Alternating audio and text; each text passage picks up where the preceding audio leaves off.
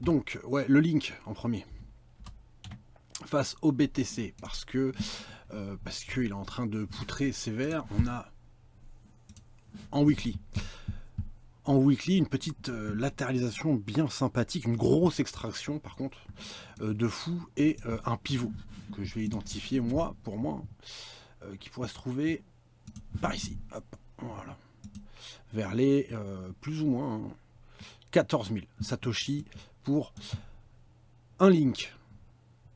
Et si on a une belle clôture, voilà, une grosse cheminée thermale là comme ça qui va se finir dans 1 jour et 4 heures, on clôture comme ça, on attend, on a encore 1, 2 ou 3 semaines admettons maximum, et si on voit des grosses mèches voilà, tomber par ici, 14 000 et au-dessus, on tamponne, on tamponne, on tamponne.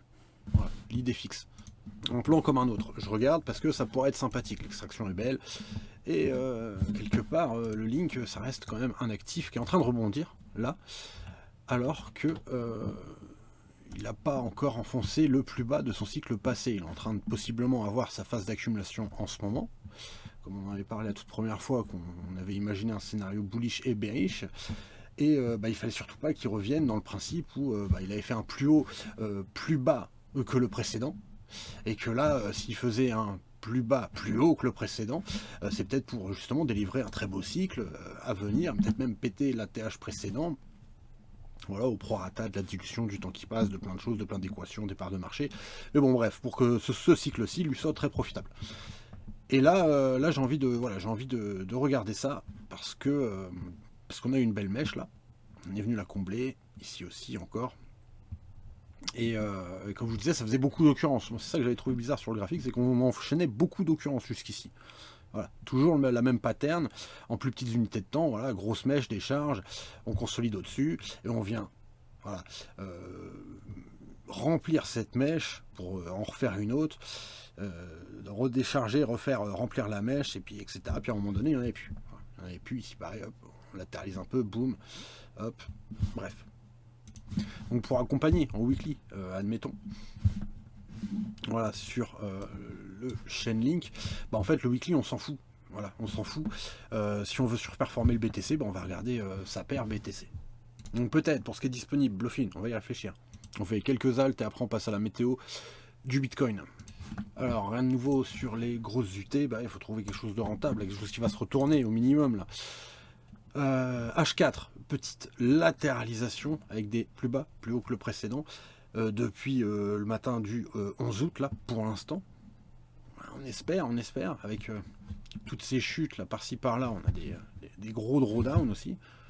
Injective face au BTC, on a été gratté encore plus bas ici, on le voit même avec une belle mèche là, on a été gratté plus bas alors que notre signal d'achat il est en train de se finir ici si je dis pas de conneries. Et on va regarder justement, alors ça c'est la paire en BTC, hein.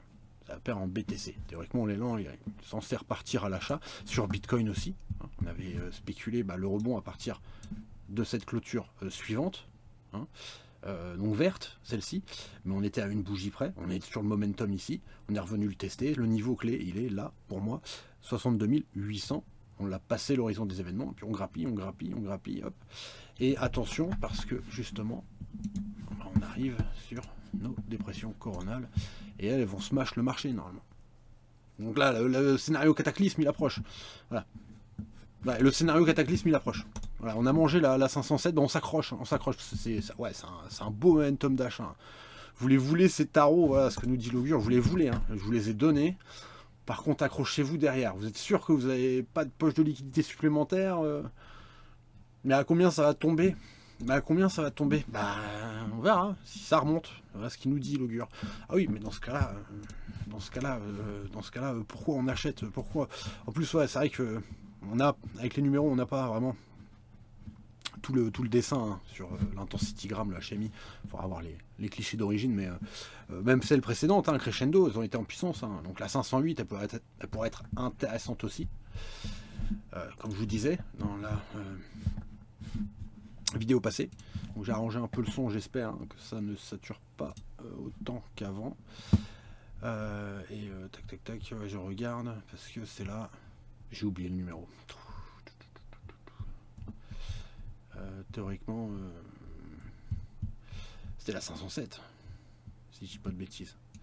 Ou c'est celle, non, c'est celle qu'on aligne. Et la 508 est belle aussi, tiens. Si c'est celle-là, effectivement, on a un autre signal d'achat. Ça, 508, ouais, c'est celle-là. Donc, ouais, sympa. Ok, d'accord, bah, il faut la prendre en compte. Il faut la prendre en compte. Tac, voilà, on a une autre. Une autre fusée Skyrocket, là, à mettre, hop. Voilà. Imminent, je crois, non.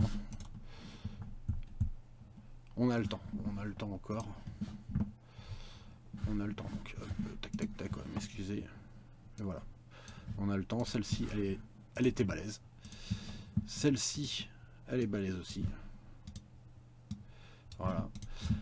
Et notre momentum de frappe orbitale qui va nous emmener smasher le marché jusqu'aux enfers dans le pire de la prophétie, bah, il est encore peut-être 36 heures plus tard, à peu près. J'essaye de vous trouver un peu l'agenda là. Ouais. Et on peut continuer à pousser même après le momentum en fait. C'est ça le plus dingue. Parce que scénario, m'excusez, hein, clavier, souris, tout ça c'est compliqué. Hop, c'est que voilà, on peut faire quelque chose comme ça, hop, et pousser, et pousser, et pousser encore après l'alignement avec notre signal de dépression. Bearish sur le marché. Voilà. Donc on a eu notre plus bas, plus haut que le précédent, on a l'impression que le marché il nous donne à manger parce que ça repousse encore, donc il est du côté de l'augure. Par contre, c'est à partir de là, et dans le pire des cas, on a toujours un excès possible a posteriori.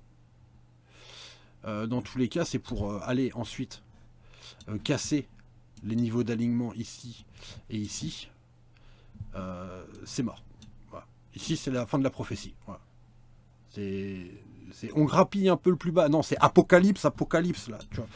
Normalement, apocalypse, permanent. Jusqu'au prochain signal, voilà, jusqu'à ce qu'on encaisse tout ça. Nos niveaux clés, c'est tout ce qui compte. Voilà, donc déjà, si on repart plus haut, pourquoi pas. On peut espérer que ce scénario-là n'arrive pas. Pour moi, au niveau énergétique solaire, le problème, c'est que si on vient chercher des tarots plus bas, là par exemple en cassant nos 3 niveaux clés d'accumulation, parce que là on nous a donné quand même 3 tarots d'accumulation en fait. Ici, ici, et là on vient de nous en donner un ici, et on va avoir un 4e. On va avoir un 4e. Donc où est-ce qu'il va se loger celui-là? Plus haut, ça pourrait être intéressant. Encore, bim, bim, bim, on consolide. On tient en plus tous les niveaux. Voilà. Au mieux, on remèche dessus, post-momentum, et on repart. Alors ça, bah, c'est magnifique. Ça, au niveau symbolique, c'est magnifique. Hein. Puis là, préparez-vous à smash balloon to the moon. Quoi. Ouais, on invente des termes. Là, c'est gros pointard dans le marché. Hein. Ça c'est sûr. Par contre, voilà, la pancarte, elle est là avec nos niveaux clés. Les 3, là. Donc il va être intéressant ce combo. Moi, je vous le dis, il va être intéressant. Donc, côté héliocausalité, c'est terminé. À cash, par exemple, bah, H4, regardez, comme je vous disais, bah, c'est pas bon en fait de courir après les momentum, enfin les cryptos qui sont en train de pousser. Même si par exemple, là, on pourrait regarder le Link qui a continué à pousser en H4. Mais voilà, c'est le genre de truc à pas aller chercher après coup, parce que non, c'est pas un niveau d'accumulation, là, même si on peut le synchroniser sur Bitcoin et sur pas mal d'alt en même temps, sur tout le marché, globalement. Notre effet d'héliocausalité, mais il y a les sous-mouvements, donc dans les écosystèmes, entre les altes, etc., qui fait que bah, voilà, quand il y a une décorrélation comme ça, cette alte-là, vaut mieux pas taper dedans. Regardez, on a topé dessus, paf, clôture, et puis après, boum, à la baisse, encore et encore. Pour l'instant. Donc ça donne pas forcément le tarot d'accumulation, ça donne la synchronisation. Est-ce qu'après derrière il y a encore de la puissance très fort? Bah c'est pas ce que nous donne spécialement l'augure. Par contre, ouais, c'est vrai que voilà, on n'achète pas la montée sur notre augure. Si, encore et encore. Voilà, on achète encore la puissance. Ça par contre, voilà, c'est pour ça que le Link, je le regarde là, parce que notre momentum, bah, il l'a mangé et puis il l'a recatapulté en fait juste derrière. Donc on était déjà en FOMO, on le mange, on noyote et on recatapulte derrière. C'est formidable quoi. C'est peut-être qu'il y a énormément de puissance quoi.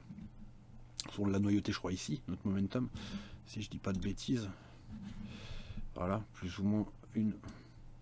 C'était ici.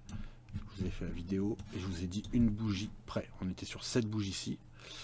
Ravaler, clôture celle-ci, une bougie près, maximum, c'est ici, avec la mèche la plus basse, dans tous les cas. On n'a pas eu la clôture la plus basse, mais on a eu la mèche la plus basse. À une bougie près, ce que je vous disais. Donc niveau clé, tac, tac, tac. 14 août au midi. Voilà. 14 août au midi, par exemple, sur la cage, bah, ici. Voilà. Non, non, on n'achète pas ça. Mais sur le link, bah, 14 août au midi, bah oui, oui, on FOMO dans ce rebond, encore et encore. Voilà. Et juste derrière, bah, on a eu la pleine puissance. La symbolique, voilà. Tous les plus bas de plus en plus haut. Momentum d'achat. Bon, est-ce que le truc, il a pumpé pour rien ou pour quelque chose? Bah, la psychologie humaine est en train d'agir sur le graphique. Et oui, post-momentum. Vous voyez les bougies juste après. Détonation. Détonation. Quoi. Donc ça, je vous laisse seul juge de voir vers quoi vous devez FOMO ou non. Ou vers quoi on doit continuer à taper dans les abysses, mais bon, il y a des DCA sur cette méthode appliquée à certains DCA qui sont orientés à la baisse, sur de bonnes cryptos pour du très long terme, bah, ça va vous faire souffrir, parce que voilà. Après, ça reste quand même le gros de l'accélération baissière sur les aliments face terre de taches solaires. Donc à partir de là, comme je vous ai dit, on synchronise au moins ça. Plus on les voit de loin venir, et plus on attend pour rentrer le cash sur le marché à l'achat.